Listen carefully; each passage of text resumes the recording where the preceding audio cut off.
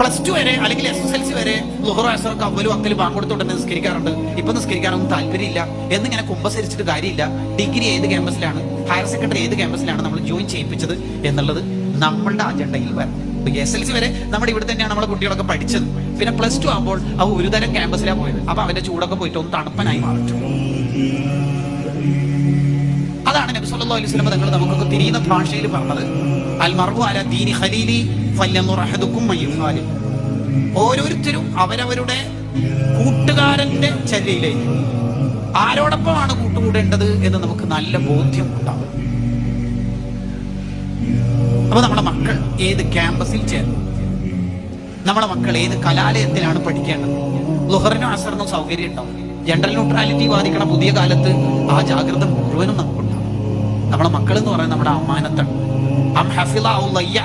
മക്കളുടെ വിഷയത്തിൽ വീഴ്ച വരുത്തിയിട്ടുണ്ടോ, ജാഗ്രത ഉണ്ടായിട്ടുണ്ടോ എന്ന ചോദ്യം വരും ആഖിറത്തിൽ എന്ന് സയ്യിദുനാ റസൂലുള്ളാഹി സ്വല്ലല്ലാഹു അലൈഹി വസല്ലം. നമുക്ക് ദുആ ചെയ്യാൻ കുറെ ആൾ ഉണ്ടാവുക എന്നുള്ളത് എത്ര വലിയ നിഅമത്താണ്. ധൈര്യമായിട്ട് ഖബറിൽ കിടക്കാലോ, എത്ര ധൈര്യമായിട്ട് ഖബറിൽ കിടക്കും എന്ന് മാത്രമല്ല അഭിമാനിക്കും. മറ്റു ഖബറാളികളുടെ ഇടയിൽ ഈ മരിച്ച ഉമ്മ അല്ലെങ്കിൽ ഉപ്പ അഭിമാനിക്കും,